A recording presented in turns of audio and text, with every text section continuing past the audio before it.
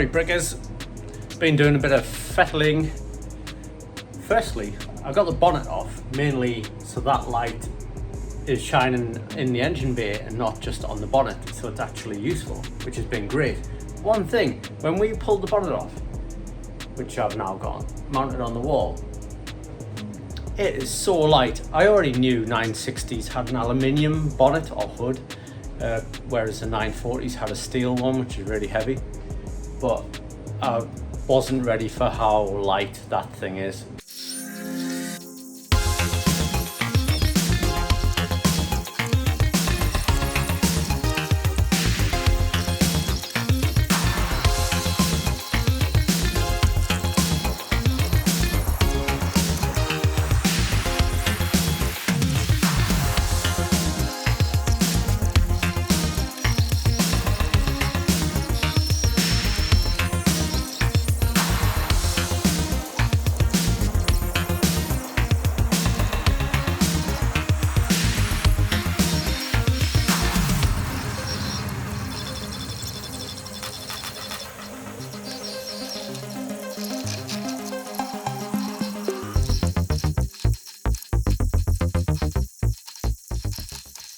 Been taking the car apart, ready to get the engine out. I really wanted to show you this inlet manifold for the NA 960, the B6304. It might be the same on the 2.5 litre, whatever. Look at this, man. I don't know if I should pick it up, it's so blooming heavy. But I think some people call it an octopus or something, like with 6 legs or tentacles or whatever. But like, there's just this like random bowling ball on the underside of the inlet manifold. Apparently it's not very good for flow. Kind of fully understand it. I like the 6 individual runners going in there, you know, but apart from that, yeah, this whole big unit thing, not the most efficient for horsepower and flow and all the rest of the things. Quite glad to be not using that for the turbo. I'm going to be using the turbo inlet manifold, which is off at powder coating at the moment. Can't wait for that. Gotta love making things shiny. Anyway, I'm just kind of recording this little video because one other reason why I took the bonnet off is to put the GoPro on the windshield, to record all of this goings on, and it ran out of battery and SD card at the same time. But I've got it back up and running now. We've got the power steering lines off, inlet manifold off, starting to take off the wiring.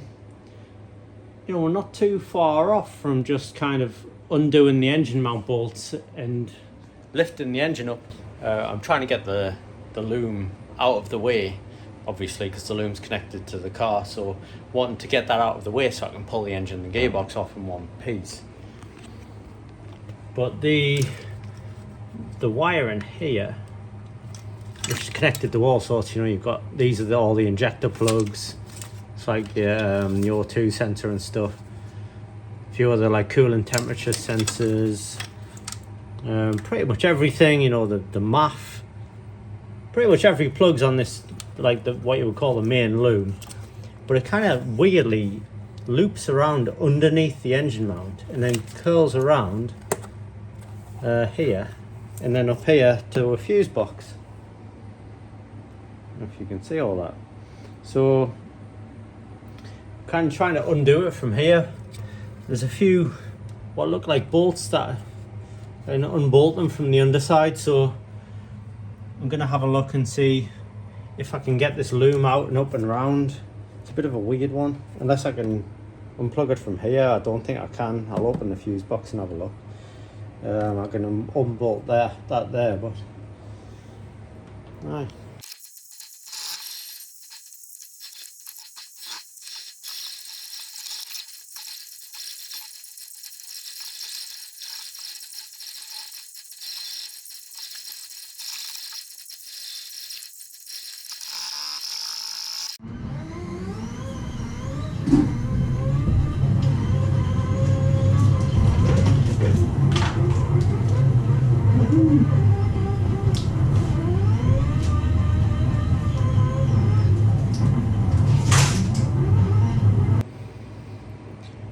Well, right, Brickers.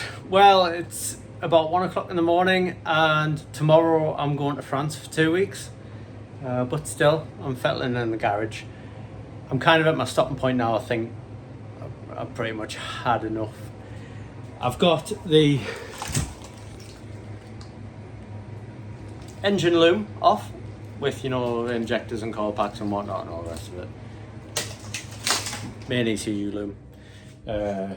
As you've seen before, the inlet manifold. So this is how we're looking at the moment. The things left to undo are like from the earth cable on the battery.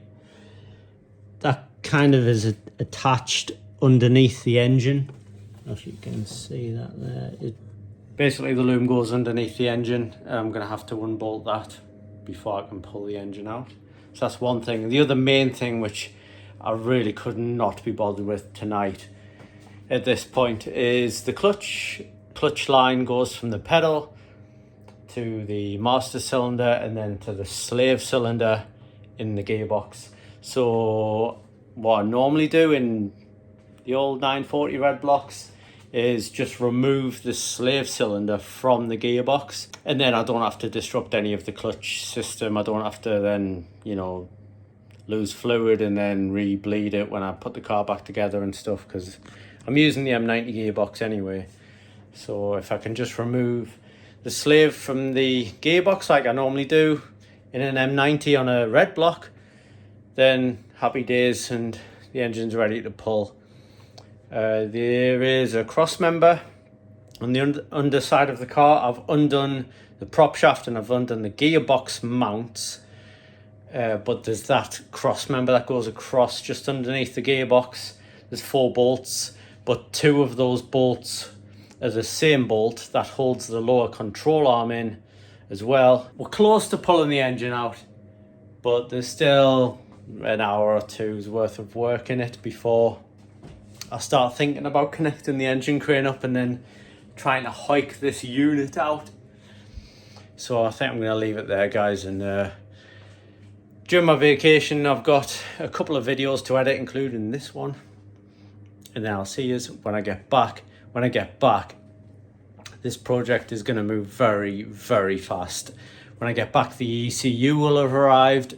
I've got a whole batch of parts in the corner that need unboxing and are ready to go on. I've got things that are getting powder coated. The whole car, once I like lift this engine out and quickly chuck the turbo engine in, I'm going to get the exhaust manifold made. Then once I get the cold side of the turbo back from powder coating, I can put the turbo on the exhaust manifold, and the fabrication starts with the intercooler pipe and the exhaust.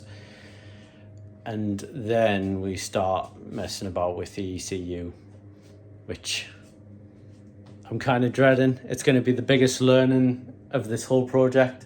A lot of the things so far is just nuts and bolts, and also the fabrication, you know, I can do all of that. But the ECU side of things is really scary, not just the wiring, but also the dreaded tuning afterwards. I know I'm not going to do it all myself. I'm going to, you know, get it tuned professionally, but that whole side of things is something I've never really messed with before, so quite excited to learn. And yeah, I think there's going to be a few complications along the way. Not so much with the electronic throttle, but the variable valve timing. These two here on the intake and the exhaust of the turbo engine. The whole tuning of the variable valve timing I'm also scared of. Maybe because I'm most likely not going to do it myself. I'm kind of scared of the cost of the tuning thing, I suppose. But yeah, we'll see what happens. Anyway, I'm rambling, so going to wrap it up there, guys. Thanks very much for watching, and obviously I'll go back here. The drift car is very much apart at the moment, so some really good progress tonight. I'm glad I took the effort to do it. And I'll see you soon. Peace.